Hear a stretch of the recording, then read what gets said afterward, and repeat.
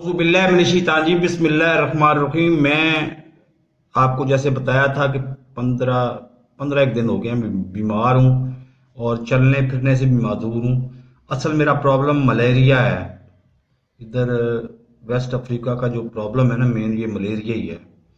مجھے نہ تو کووڈ ہوا تھا نہ کچھ اور ہوا تھا۔ میں نے بر وقت ویکسینیشن بھی کروا لی تھی، بوسٹر ڈوز لگوانے والی ہے، وہ 8ویں مہینے کی 24 تاریخ کو لگنی ہے، تو وہ بھی لگوا لوں گا۔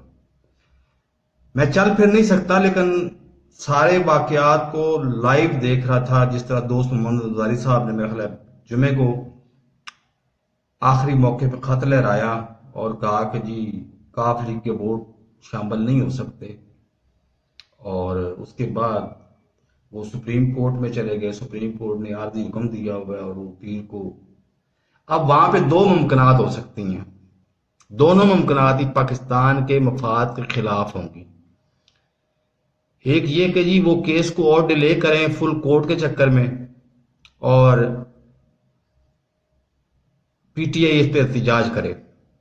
اس پہ بھی پاکستان کا نقصان ہی ہونا ہے الٹیمیٹلی۔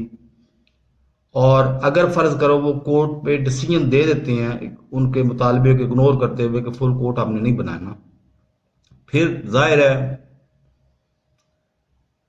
نون لیگ احتجاج کرے گی۔ اس سے بھی کچھ نہ کچھ پاکستان کا نقصان ہی ہوگا، فائدہ نہیں ہوگا۔ تو کیوں نہیں ہم سوچتے پاکستان کے مفاد کو؟ کیوں ہم اناؤں کے چکر میں اڑے ہوئے ہیں؟ اور مجھے سب سے زیادہ شرمندگی یہ ہوتی ہے کہ جب سے میں نے ہوش سنبھالا ہے، 85 کا الیکشن پہلی دفعہ دیکھا تھا، میں سرگودا سے بلانگ کرتا ہوں، تو اس وقت ایک پہلی دفعہ اور آخری دفعہ یہ ایم این اے بنا تھا اسلم گچھیلا، وہ اب بھی میرا خیال زندہ ہوگا۔ اس نے کچھ نہ کچھ مفاد لے کے اپنا سٹارٹ کیا تھا کاروبار، کے وہ علاج کے لیے باہر چلا گیا تھا سرکاری خرچے پہ۔ اس سے لے کے آج تک سب سے پہلے رحیم یار خان والے وہ فارورڈ بلاک میں شامل ہوتے ہیں، اس کے بعد آتے ہوتے ہیں اب سرگودا والے۔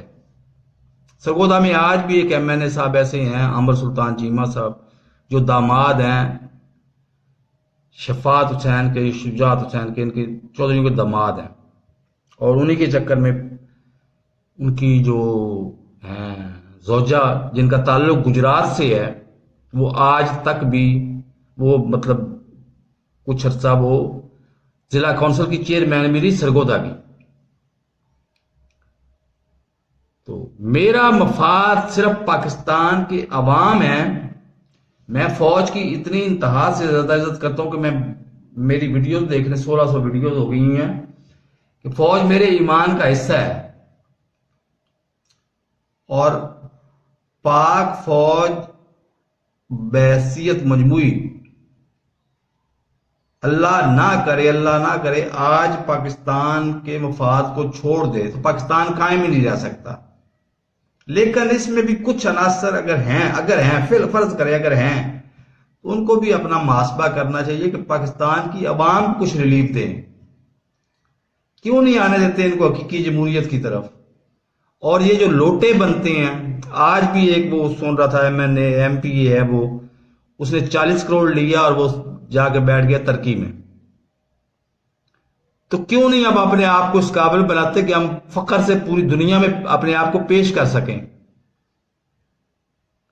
تو میرے اس چینل کو سبسکرائب نہیں کیا تو سبسکرائب کر لیں، ساتھ لگے بیل آئیکن کو دبا کے نوٹیفیکیشن کو آن کر دیں تاکہ میری یاد نہیں آنے والی ویڈیو کو نوٹیفیکیشن آپ کو بر وقت ملتا رہے۔ اللہ حافظ۔